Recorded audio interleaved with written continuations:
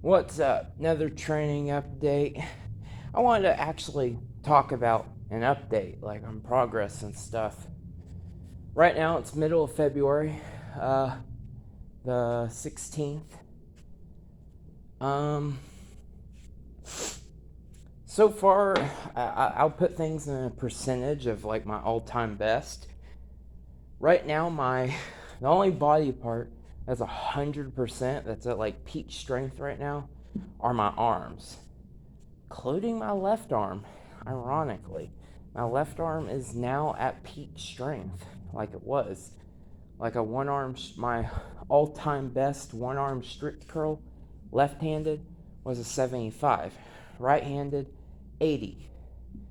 With my back up against a wall or pole or something.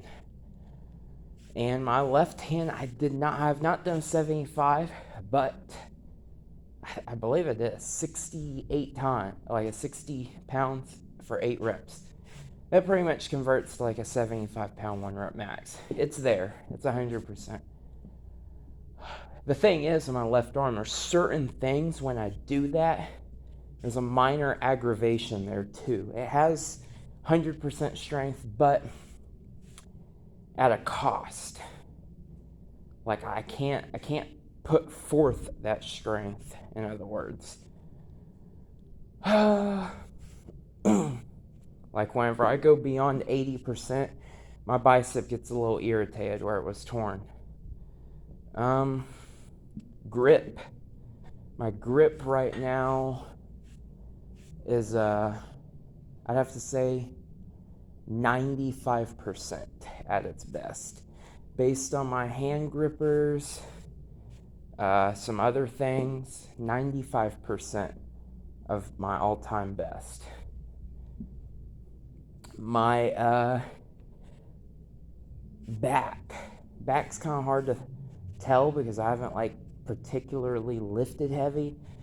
I believe I did some pause deadlifts with 405 like 2 months ago.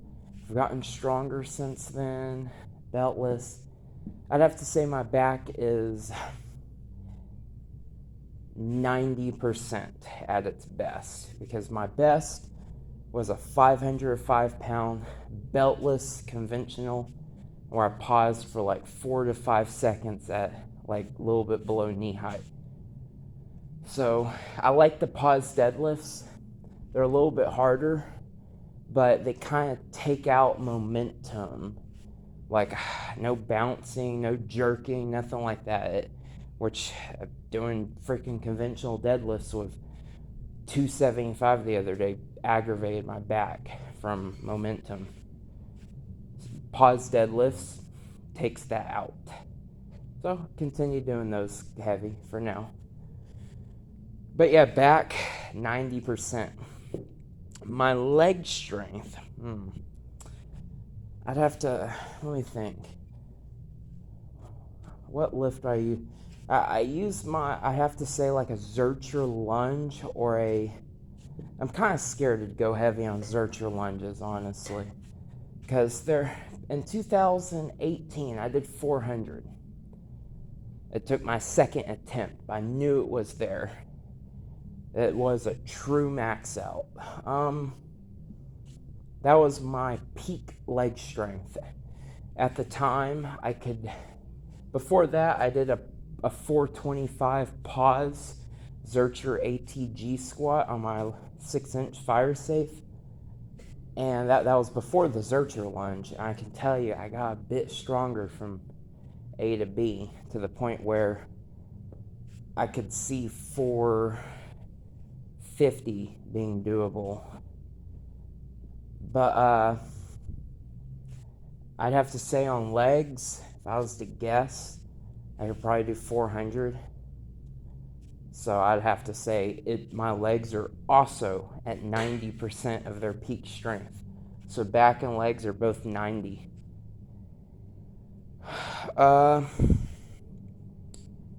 What else? Chest.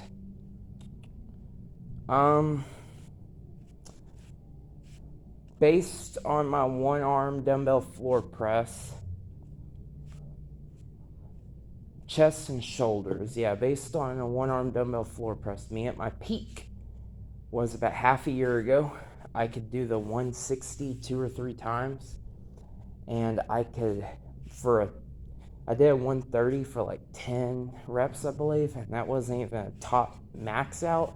I'd have to say for 10 reps at that time, a 135 on my right side was a top max out.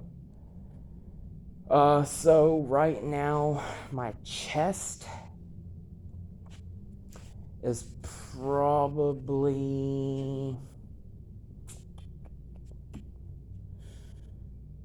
I'd have to say like 85%. At the time when I repped out the 160 for 3, I weighed like mid 180s. Right now I weigh 174. I just weighed myself. So, yeah, weighed like 10 pounds more. But yeah, that's the thing that suffered the most, and it suffers from body weight loss too, is chest and shoulders. Those are the two body parts that always suffer the most, go down if I stop lifting or something. They're so hard to build back up to. It takes so goddamn.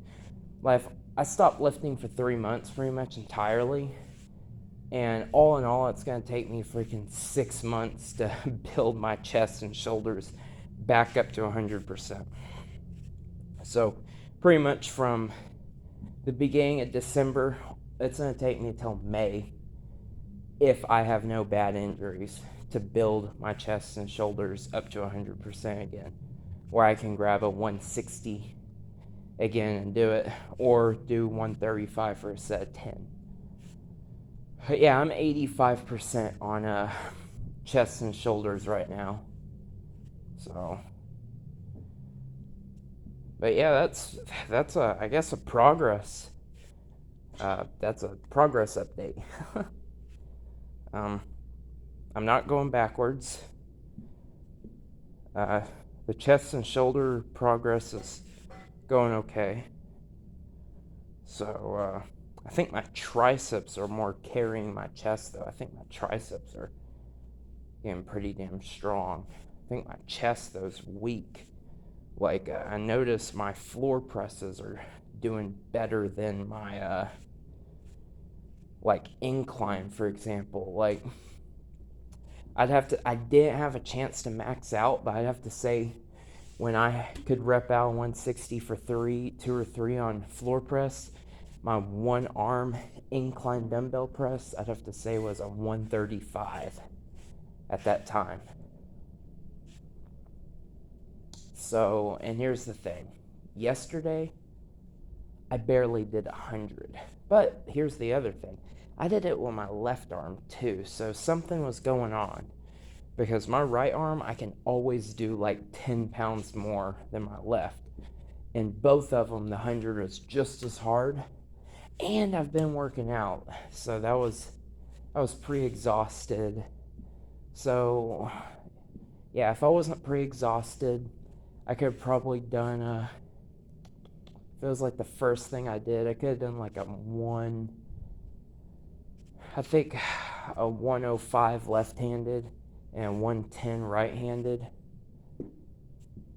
So, and something else was going on right side. There's no reason the 100 should have been that hard.